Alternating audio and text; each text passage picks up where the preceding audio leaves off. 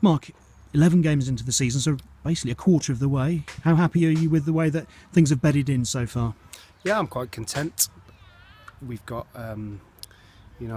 more than 2 points a game, which is always a good sign. But we can be better, and that's what we're working towards. And I mean, how much more do you feel that there is to come in terms of sort of just drawing that out of the players? I suppose it's in the attacking areas and creating more chances, isn't it? Breaking teams down. Yeah, there's loads for us to keep working on, which is great. As coaches, that's what you want. You want stuff that we can constantly be working on and striving to get better, which is what we've done again today. And we're trying to make sure we're better defensively and in an attacking way. And that learning process, I mean, do you find that the better players are sort of the quicker learners? I think in general, the higher you go, you only have to show or tell a player 2 or 3 times and they get it. Whereas the ones maybe that are struggling don't get it. It takes them 10 times before they get it. But we have to keep working, and we're getting better. I've seen signs that we are slowly we're starting to dominate games. We totally, I thought, dominated the Bromley game.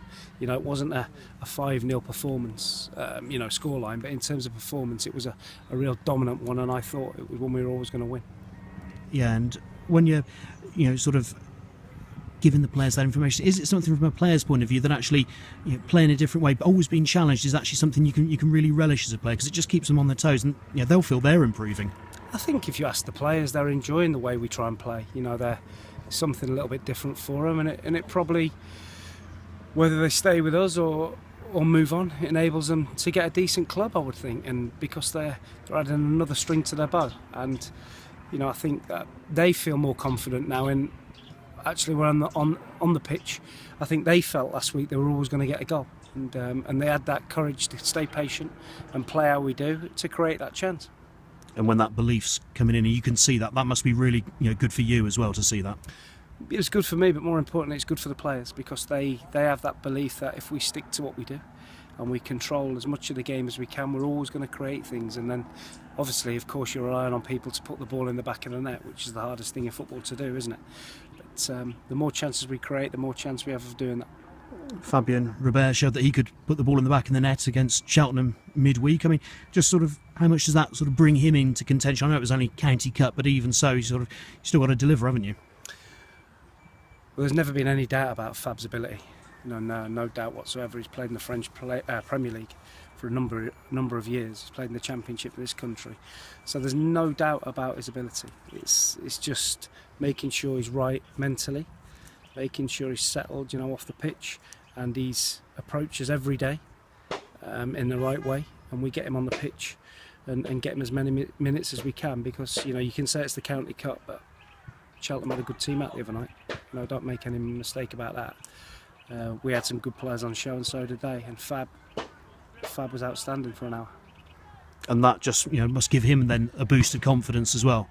The last thing that boy needs is confidence. I know that. He's a confident young man, and we just got to get him on the pitch. And he's had a couple of niggles, but now I feel he's getting towards real top fitness. And if we get him on the pitch, he's going to create and score goals.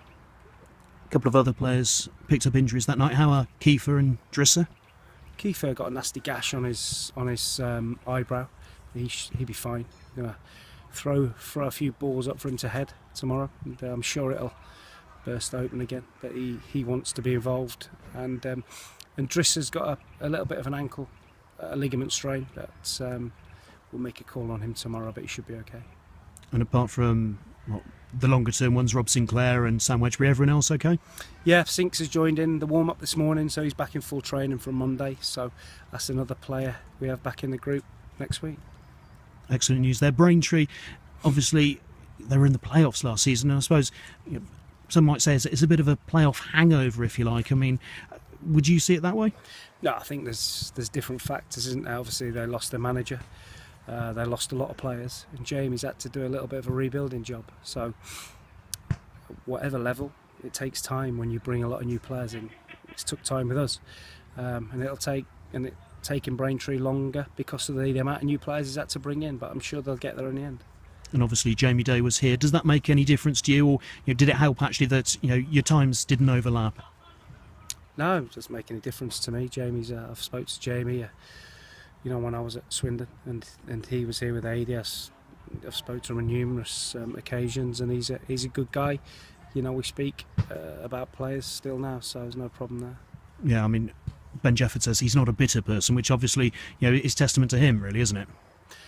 I don't think there's anything for Jamie to be bitter about. He's moved on. He's got himself a good job. He's manager now, and I think he's thoroughly enjoying it.